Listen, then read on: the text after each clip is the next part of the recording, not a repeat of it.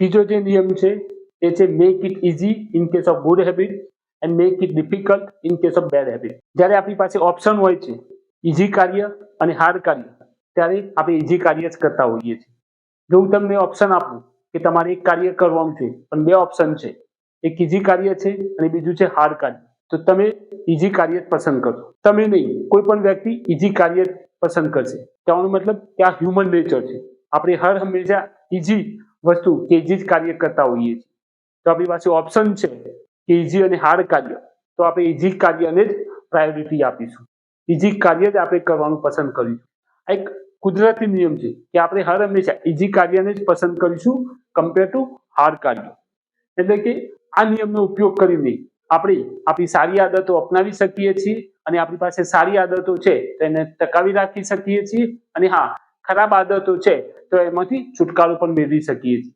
હા, જે કંઈ પણ સારી આદતો છે, જે કંઈ પણ સારી આદતો તમારે ટકાવી રાખવી છે, એને કરવાનું ઇઝી કરી દો.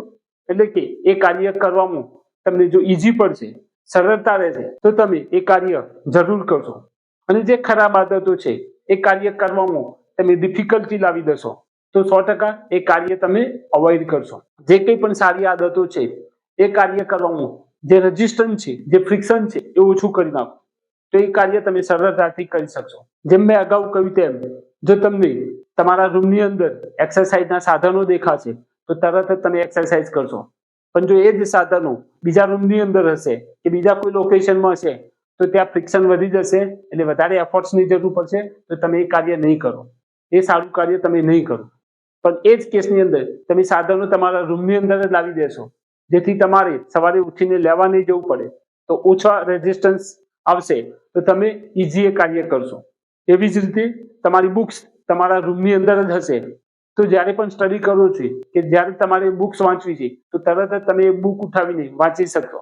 પણ જો એ જ કેસની અંદર તમારી બુક્સ બીજા રૂમની અંદર પડી છે તો ત્યાં રેઝિસ્ટન્સ વધી જશે, ફ્રિક્શન વધી જશે, તો એફર્ટ્સ વધારે આપવું પડશે, તો એ આદત તમે અપનાવી નહીં શકો કે ટકાવી નહીં રાખી શકો. એટલે કે પોઝિટિવ હેબિટ્સ કે સારી આદતોના કેસમાં રેઝિસ્ટન્સ ઓછો કરી નાખો, તો ફ્રિક્શન ઓછું હશે, તો ઓછા એફર્ટ્સની જરૂર પડશે, તો એ કાર્ય કરવામાં તમારી ઓછા એફર્ટ્સની જરૂર પડશે, તો એ કાર્ય તમે સરળતાથી કરી શકશો. અને એવું જ છે બેડ હેબિટના કેસમાં. જે કોઈ પણ ખરાબ આદતો છે એમાંથી છુટકારો મેળવવો છે, તો એ કેસમાં રેઝિસ્ટન્સ વધારી દો. જો તમે આખો દિવસ સોશિયલ મીડિયા ચેક કર્યા કરો છો, સોશિયલ મીડિયા પર ખૂબ સમય વેસ્ટ કરો છો, તો એ કેસની અંદર સોશિયલ મીડિયા એપ્લિકેશન જે તમારા મોબાઈલની અંદર છે એ તમે અનઇન્સ્ટોલ કરી નાખો. અને જો અનઇન્સ્ટોલ નથી કરી શકતા તો એ કેસમાં સોશિયલ મીડિયા એપ્લિકેશનનો પાસવર્ડ ખૂબ મોટો સેટ કરો. તો એ સોશિયલ મીડિયા જ્યારે પણ તમે ઓપન કરશો ત્યારે પાસવર્ડ પૂછશે, અને એ પાસવર્ડ લાંબો હશે તો તમારે એન્ટર કરવામાં ખૂબ એફર્ટ્સ આપવો પડશે.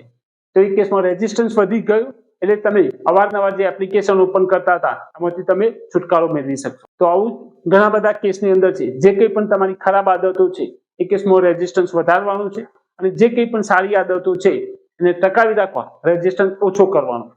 એટલે કે જે કાર્ય ઇઝી પડશે એ આપણે વારંવાર કરીશું, અને જે કાર્ય હાર્ડ પડશે એ આપણે અવોઇડ કરીશું. વારંવાર ટીવી જોયા કરો છો તો શક્ય હોય તો ટીવીના રિમોટના સેલ કાઢી નાખો.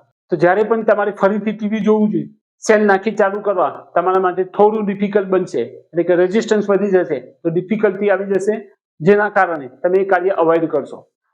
તો આવું જે કંઈ પણ તમારી પાસે આ ખરાબ આદતો છે એ કેસમાં રેઝિસ્ટન્સ વધારી દો, અને જે કંઈ પણ સારી આદતો છે એ કેસમાં રેઝિસ્ટન્સ ઓછો કરી દો, તો તમે સારી આદતો ટકાવી રાખશો, અને હા, ખરાબ આદતોથી છુટકારો મેળવી શકશો.